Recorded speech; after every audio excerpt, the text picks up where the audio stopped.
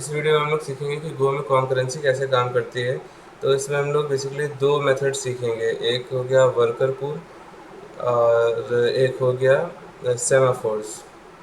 Okay, तो एक एक करके देखते हैं। मैं पहले से ओवरव्यू दूँ तो वर्कर पूल होती हैं जहाँ पर एक चैनल में से इनपुट उठाते रहते हैं, मतलब कुछ पैरेलल वर्कर्स होते हैं जो एक चैनल से टास्क उठाकर उसको एग्जीक्यूट करते रहते हैं। और सेमाफोर होते हैं एक डेटा स्ट्रक्चर होता है जिसके through multiple parallel functions coordinate करते हैं। तो वो मैं अभी एक एक करके बताता हूँ। तो अभी यहाँ पे देख सकते हैं एक एम्प्टी डायरेक्टरी है जिसमें एक simply main dot go file है और इसमें कुछ लिंक्स हैं यूआरएल की। तो बेसिकली हम लोगों को एक लिंक चेकर बनाना है, मतलब इसमें हम लोग ये लिंक्स किसी फाइल से भी एक्सट्रैक्ट कर सकते हैं, या तुम चाहते हो कि किसी वेब पेज के सारे जो भी उसमें लिंक्स मेंशन्ड है वो सारे चेक करने हैं कि सही से काम कर रहे हैं कि नहीं, तो वो सब चीज़ें हो सकती हैं। बट यहाँ पर एक सिंपल फंक्शन है गेट यूआरएस करके, और उसके इसमें जो भी यूआरएस हैं वो हमें चेक करनी है कि सही है कि नहीं, मतलब ठीक है। और यहाँ पे हम लोग फिर गो मॉड इनिट कर लेते हैं किसी भी नाम से, मान लो लिंक चेक। ठीक है, तो अब यहाँ पे से शुरू करते हैं हम लोग एग्जीक्यूशन। तो यहाँ पे इसको सिंपली फोल्ड क्लोज कर लेते हैं। ठीक है, यहाँ पर हम लोग मेन फंक्शन से स्टार्ट करते हैं अपना। तो पहले तो यहाँ पे यूआरएल्स को ले लेते हैं गेट यूआरएल्स करके, एंड फिर यहाँ पर एक फॉर लूप लगा, मतलब अभी हम लोग simple straight forward for loop लगा के देख रहे हैं कि उसमें कितना टाइम लगता है। रेंज यूआरएल, तो यहाँ पे हम लोग http.get का यूज़ करेंगे एंड उसमें यूआरएल पास कर देंगे।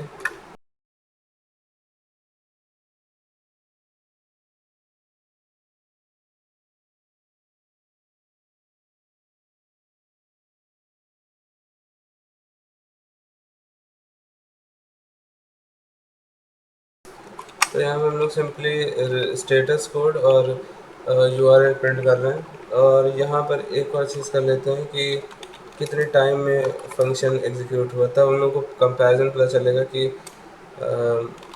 मतलब पैरेलली एग्जीक्यूट करने और सीक्वेंशियली एग्जीक्यूट करने में क्या डिफरेंस है।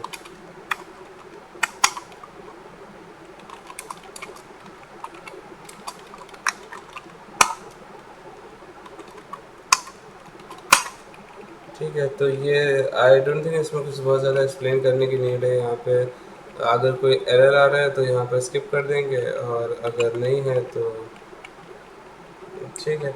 आइडियली यहाँ पर हम लोगों को ये भी करना चाहिए response dot body dot close. तो ये भी एक अच्छी प्रैक्टिस होती है कि वो, मतलब इससे मेमोरी कम यूज़ होती है। तो इसको चला के देखते हैं कितना टाइम लगता है इसमें।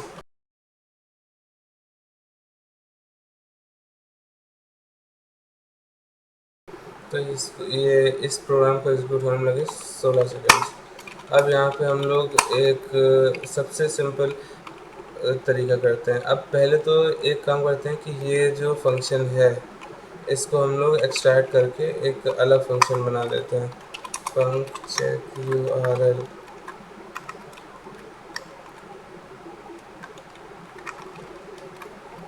तो यहाँ पे हम लोग यूआरएल स्ट्रिंग पास करेंगे एंड सिंपली यहाँ पे पेस्ट कर देंगे ये सब। ठीक है, यहाँ पर कंटिन्यू की बजाय रिटर्न कर देना है, क्योंकि हम लोग नहीं चाहते इसके आगे वाली ये सब लाइंस एग्जीक्यूट हो। ठीक है, एंड यहाँ पर हम लोग चेक यूआरएल करते हैं। तो ये रिफैक्टरिंग करने के बाद एक बार ज़रा फिर से एग्जीक्यूट करके देख लेते हैं कि ये सही चला है, मतलब वैसा ही है कि नहीं।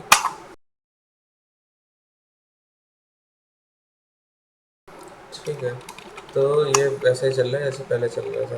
अब अगर हम लोगों को ये जो चेक्स हैं, जो एपीआई कॉल्स हैं या जो गेट रिक्वेस्ट हैं, H T T P gate request है उनको बैकग्राउंड में एग्जीक्यूट करनी है तो यहाँ पे सिर्फ गो लगाना होता है। बट अगर अभी हम लोग इसको एग्जीक्यूट करेंगे तो ये बिना पूरा कंप्लीट हुए बंद हो जाएगा, क्योंकि यहाँ पर जो भी बैकग्राउंड में प्रोसेस हम लोगों ने डाले हैं, ये जैसे 24 यूआरएल्स हैं, 24 बैकग्राउंड प्रोसेस हैं, कोई भी ऐसी चीज़ नहीं है जो वेट करे जब तक वो सारी रिक्वेस्ट एग्जीक्यूट हो जाए और उनके रिजल्ट्स आ जाए। तो उसके लिए एक चीज़ होती है वेट ग्रुप्स। ओके, तो यहाँ पे सॉरी, यहाँ पर हम लोग एक वेरिएबल डिक्लेयर करेंगे डब्ल्यू जी नाम से, सिंक डॉट वेट ग्रुप। ठीक है। एंड अभी मैं इसको वेट ग्रुप को यूज़ करने के दो मैं मेथड्स बताऊंगा। पहला क्लासिक वाला है एंड दूसरा मेथड अभी रिसेंटली ऐड हुआ है। तो पहले मैं क्लासिक वाला बताता हूँ। तो यहाँ पर है डब्ल्यू जी डॉट ऐड करना होगा। अभी मैं एक एक करके बताऊंगा कि ये किस लाइन से क्या हो रहा है और क्यों हम लोग ऐसा कर रहे हैं। एंड यहाँ पर उसका पॉइंटर डालेंगे एंड मतलब इस मेथड को यूज़ करने के लिए हम लोग को इसका सिग्नेचर चेंज करना पड़ेगा चेक यूआरएल वाले का, राइट। तो यहाँ पे star sync sync dot wait करो। ओके, यहाँ पर हम लोगों को डिफर करना होगा डब्ल्यू जी डॉट डन को। ओके, अब बता दें, देखो पहले तो मैंने यहाँ पर एक वेट ग्रुप का वेरिएबल इनिशियलाइज कर लिया। अब वेट ग्रुप में क्या होता है, इंटरनली एक काउंटर होता है। तो जैसे ही हम लोग कोई बैकग्राउंड प्रोसेस स्टार्ट करते हैं तो हम लोग वेट ग्रुप डॉट ऐड कर लेते हैं। मतलब अगर हम लोगों ने मान लो साइमल्टेनियसली 5 बैकग्राउंड प्रोसेस स्टार्ट करें तो हम लोग वेट ग्रुप डॉट ऐड 5 कर देंगे, तो वो अज्यूम कर लेगा कि 5 बैकग्राउंड प्रोसेस चालू हो गए हैं, तो हमें उन 5 प्रोसेस के लिए वेट करना है। और ये जब हम लोगों ने यहाँ पे डब्ल्यू जी डॉट मतलब वेट ग्रुप पास करा है उसका पॉइंटर, ताकि जैसे ही वो वाला फंक्शन एग्जीक्यूट हो, जो बैकग्राउंड प्रोसेस है वो एग्जीक्यूट हो, तो हम लोग wait group dot done call करेंगे।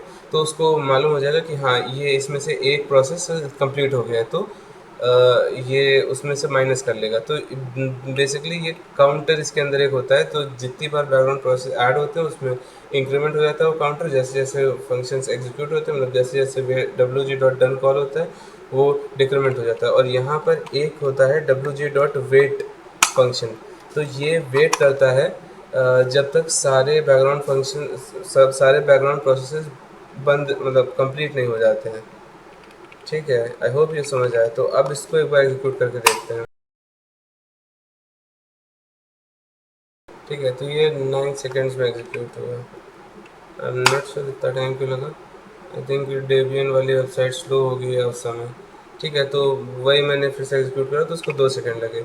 अब इसमें थोड़ा सा इशू क्या है कि जितनी यूआरएल्स होंगी उतने बैकग्राउंड प्रोसेसेस होंगे और उतनी साइमल्टेनियसली तुम्हारे सिस्टम से रिक्वेस्ट जाएंगी, H T T P gate request जाएंगी। तो इसमें क्या होता है, मैंने अभी कुछ देर पहले ही इसको ट्राई किया था कि एक एक मैंने फ़ाइल बनाई थी जिसमें 50,000 यूआरएल्स थी एंड वो सारे मैंने साइमल्टेनियसली इस मेथड से मतलब उसमें 50,000 पैरेलल रिक्वेस्ट भेजी एक साथ। तो क्या हो गया था कि मेरे फिर मैंने जब ब्राउज़र से कोई वेबसाइट खोलने की कोशिश करी, गूगल स्टैक ओवरफ्लो या क्लाउड वगैरह, तो वो खुल नहीं रही थी। तो ये चीज़ होती है, मतलब इसमें भी इंटरनली उसमें भी सॉकेट्स होते हैं। तो वो अगर सारे सॉकेट्स चूज़ हो जाते हैं तो आप सिस्टम से कोई भी रिक्वेस्ट नहीं भेज सकते। तो इसमें थोड़ी सी प्रॉब्लम है कि जितने यूआरएल्स होंगे उतनी साइमल्टेनियस पैरेलल रिक्वेस्ट हो जाएंगी। तो ये आपके सिस्टम को प्रॉब्लम दे सकती है। मतलब जब मेरा वो हैंग हो गया तब मुझे रिस्टार्ट करना पड़ा, उसके बाद जाकर मैं ब्राउज़ कर पाया था कोई वेबसाइट। तो ये ना हो तो इसलिए हम लोगों को कंट्रोल्ड वे में पैरेलल एग्जीक्यूशंस करने हैं ऑपरेशंस के। तो उसके लिए हम लोग आज दो मेथड्स स्टडी करेंगे। एक मेथड होता है वर्कर पूल। वर्कर पूल जैसे मैंने स्टार्टिंग में बताया था, अब उसको बताऊंगा कैसे होता है। अच्छा, उससे पहले वेट ग्रुप को यूज़ करने का ये जो तरीका था मैंने बताया था कि इसमें दो होते हैं। तो ये तो हो गया पुराना तरीका, बट उसमें अपडेट्स आए हैं वर्जन 24 में आई थिंक आया है वेट ग्रुप में। तो उसमें हम लोगों को ये वेट ग्रुप पास करने की नीड नहीं है, wait group dot done call करने की नीड नहीं है and wait group dot add भी कॉल करने की नीड नहीं है। इंस्टेड हमें करना क्या होगा यहाँ पे हम लोग करना पड़ेगा wg.go। ओके, एंड इसके अंदर हमें एक ऐसा फंक्शन पास करना है जिसमें ना कोई इनपुट है ना कोई रिटर्न वैल्यू है, राइट। तो अब इंटरनली ये बेसिकली wg.go एक सिर्फ एक हेल्पर फंक्शन है जो करता क्या है कि हम लोग इसके अंदर एक फंक्शन पास करते हैं। तो इसको फंक्शन को कॉल करने से पहले ये wg.add वन कॉल कर लेता है एंड फिर इस फंक्शन को बैकग्राउंड में चलाता है एंड जैसे ही ये फंक्शन एग्जीक्यूट होता है उसको wg.done भी कॉल कर लेता है। तो इससे क्या होता है कि हम लोगों का जो मेन फंक्शन है उसका हम लोगों को सिग्नेचर नहीं चेंज करना पड़ता है एंड ये कन्वीनियंट है एंड सेम विद wg.wait जैसे काम करता है वैसे ही काम करता है। मतलब ये यहाँ पर वेट करेगा जब तक ये सारे बैकग्राउंड फंक्शंस नहीं एग्जीक्यूट हो जाते हैं। तो अब इसको भी मतलब क्योंकि हम लोगों ने कुछ चेंजेस करें तो हम लोग इसको एक बार फिर से चला के देख लेते हैं कि कुछ ब्रेक तो नहीं हुआ। तो जैसा कि देख सकते हो अभी भी ये चल रहा है सही से। ठीक है, अब आते हैं वर्कर पूल पे। तो वर्कर पूल को एग्जीक्यूट करने के लिए हम लोगों को चैनल का यूज़ करना पड़ेगा थोड़ा सा। ठीक है, तो अभी इसमें से कुछ चेंजेस मैं करूँगा, फिर मैं अभी फिर एक्सप्लेन करूँगा कि क्या चेंजेस करें और किससे क्या हो रहा है। तो लेट मी URL चैन बना लेता हूँ मैं using make chan string. Okay, and यहाँ पर चेक URL में instead of passing URL I need to pass URL channel. Okay, and यहाँ पर भी इसको URL चैन कर लेते हैं, चैनल ऑफ URL। एंड यहाँ पर हम लोग लूप करेंगे ओवर URL चैन। अभी थोड़ा सा पेशेंस रखना, मैं सब बताऊंगा कि इसमें क्या हो रहा है, हम लोगों ने क्या किया है, क्यों किया है। ठीक है, ये हो गया एंड यहाँ पे हाँ जी। तो ये जो है यहाँ यहाँ पर हम लोगों को कितने वर्कर पूल्स बनाने, मतलब ये फिर तुम्हारा URL चेक URL वाला फंक्शन है वो एक वर्कर हो जाएगा। मैं समझाता हूँ। यहाँ पर सिंपली मान लो हमें 5 पैरेलल वर्कर्स चाहिए। ठीक है, इसको यहाँ पे वो कर लेते हैं।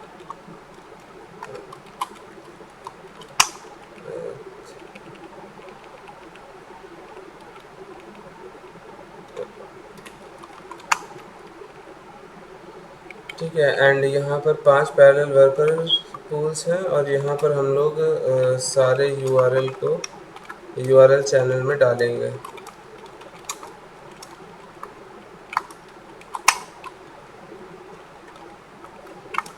URL चैनल के अंदर में सारे URL डालेंगे हम लोग। तो अब देखो मैंने क्या किया। पहले तो मैंने यहाँ पर एक URL चैन करके वेरिएबल बनाया, चैनल बनाया। तो देख रहे होगे कि ये विदाउट एनी बफर है, मतलब इसमें इसके अंदर डेटा तभी जाएगा जब इसको कोई निकालने वाला दूसरी साइड से होगा ना। इसका मतलब हुआ तो यहाँ पर फिर हमने वर्कर्स मतलब 5 पैरेलल वर्कर्स हैं एंड वो पांचों के पांचों इस चैनल को ऑब्जर्व कर रहे हैं। मतलब जैसे ही इस चैनल में कोई इनपुट आएगा, इन इन पांचों में से कोई भी वर्कर जो भी फ्री होगा वो उसको उठा के उसमें प्रोसेसिंग स्टार्ट कर देगा। अच्छा, एक और चीज़, ये जो जो भी चैनल पे लूप होता है वो सिर्फ और सिर्फ तभी स्टॉप होता है जब चैनल क्लोज होता है। तो जब हम लोग सारे URL चैनल में डाल दिए, हम लोगों को यहाँ पे क्लोज करना चाहिए चैनल, नहीं तो ये इनफाइनाइट लूप में फंस जाएगा। ठीक है, तो ये एक बग था जो फिक्स कर लिया।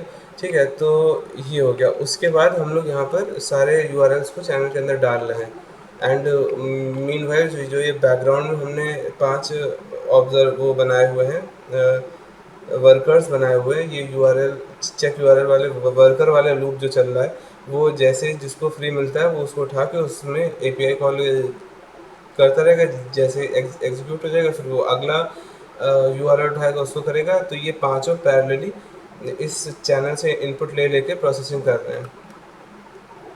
आई थिंक समझ आ गया होगा। कुछ नहीं समझ आया तो पूछ लेना कमेंट में, समझाता हूँ। ठीक है, तो अब इसको एग्जीक्यूट करके देखते हैं। डॉट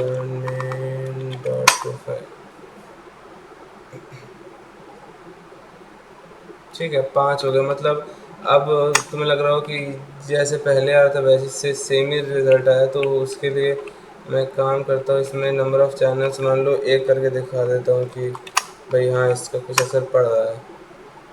देखो एक एक करके कॉल हो रही है, इसमें अराउंड वही 10-15 सेकंड के आसपास लगना चाहिए, एक एक करके एग्जीक्यूट हो रही है। 10 लग गया। अब अगर इसमें मैं मान लो 24 कर दूँ, 24 पैरेलल वो बना रहे हैं, तो देख लो इसकी स्पीड अब देखना, एक सवा सेकंड के अंदर हो गया। तो चला के देख लेते हैं। ठीक है, तो ये है। ठीक है, तो ये एक चीज़ हो गई वर्कर कोड वाली। अब आते हैं सेमाफोर। तो सेमाफोर क्या होता है? तो वो जो मैंने स्टार्टिंग में बताया था कि वो एक डेटा स्ट्रक्चर होता है जिस जो कि उससे कोऑर्डिनेशन में हेल्प करता है। तो एक काम करते हैं, पहले ये कोड जैसे ओरिजिनल था, मतलब जैसे हम लोगों ने पहले चल रहा था वैसे चल रहा देते हैं, विदाउट चैनल जैसे था। ठीक है, ये था, ये हम लोगों का वो वाला कोड था जिसमें हम लोगों ने मल्टीपल थे, मतलब जितने यूआरएल्स हैं उतने पैरेलल थ्रेड्स चला के हम लोग वो कर रहे हैं। ठीक है, अब इसको हम लोग चेंज, अब इसमें हम लोग यूज़ करते हैं सेमाफोर्स के। ठीक है, तो यहाँ पर एक मैं अगेन इसमें क्या होता है, हम लोग बफर्ड चैनल यूज़ करेंगे। तो बताता हूँ, एस ई एम नाम से बनाया चैनल, इसमें डाला चैनल ऑफ स्ट्रिंग्स, एंड इसमें सपोज करो हम लोग 5 पैरेलल रिक्वेस्ट लगाना चाहते हैं। ठीक है, तो अब इसमें बहुत सिंपल है, ये जो फंक्शन है इससे हम लोग पहले और आखिरी में एक छोटी सी लगा देंगे। यहाँ पर हम लोग डालेंगे इसमें एक स्ट्रक्ट, ओके सॉरी ये स्ट्रिंग का नहीं स्ट्रक्ट, मतलब क्योंकि इसमें हम लोग को सिर्फ मतलब कोई डेटा नहीं पास करना है, केवल वो करना है मतलब इसको एज अ खाली रेफरेंस के लिए रखना है। मतलब इसमें खाली जो स्पेसेस हैं 5 उसको किसी तरह से फिल करना है। तो struct is the lightest object in Golang, तो हम लोग वो उसका यूज़ करेंगे। अब मैं समझाता हूँ कि इसमें क्या चल रहा है। बस इतना करने से क्या होगा कि ये पैरेलल में सिर्फ 5 रिक्वेस्ट कॉल होंगी। अब इसमें क्या हो रहा है देखो, ये जो बफर्ड चैनल है इसमें ऐसे समझो कि 5 स्लॉट्स हैं, 1 2 3 4 5 ऐसे इसमें स्लॉट्स हैं। ठीक है, तो जैसे ही पहला पैरेलल एग्जीक्यूशन होगा, मतलब पहला गो रूटीन रन होगा, तो इसमें एक पहला ब्लॉक फिल हो जाएगा, पहला स्लॉट फिल हो जाएगा। ठीक है, फिर वो नेक्स्ट उसमें जाके वो H T T P request करेगा, एंड वो होता रहेगा। फिर जैसे ही दूसरा गोरोटीन कॉल होगा, फिर वो उसका दूसरा स्लॉट फिल हो जाएगा, फिर वो दूसरी यूआरएल पर रिक्वेस्ट जाएगी, फिर ऐसे तीसरा चौथा पांचवा। जब पांचों फिल हो जाएंगे उसके बाद ये वाला ये वाली लाइन ब्लॉक हो जाएगी। मतलब ये वाली लाइन तब तक ब्लॉक रहेगी जब तक जो ये 5 स्लॉट्स थे इनमें से कोई एक खाली नहीं होगा। फिर ये खाली कब होगा, जब जब ये वाला फंक्शन एग्जीक्यूट हो जाएगा कम्प्लीटली, तो उसके बाद इस वाले से हम लोग एक स्लॉट को खाली कर देंगे। मतलब ये होता है कि उस चैनल में से एक डेटा निकाल लिया तो एक खाली हो गया, तो जो दूसरे वाले में ब्लॉक्ड था यहाँ पर गोरोटीन, वो एग्जीक्यूट हो जाएगा। मतलब वो उसमें जो खाली स्लॉट हुआ उसमें डेटा डाल देगा, और जैसे ही वो डालेगा उसके बाद ये अगली लाइन में आ जाएगा, फिर वो एपीआई कॉल करने लगेगा। तो इस तरह से हम लोग इसको कंट्रोल करते हैं कि एक साथ मैक्सिमम पैरेलली 5 रिक्वेस्ट ही कॉल हों। ठीक है, तो ये भी आई थिंक समझ आ गया। इसको भी एक बार एग्जीक्यूट करके देख लेते हैं। ये क्यों रो रहा है, मैंने गलत उस गलत इंपोर्ट हो गया, इसको डिलीट करो।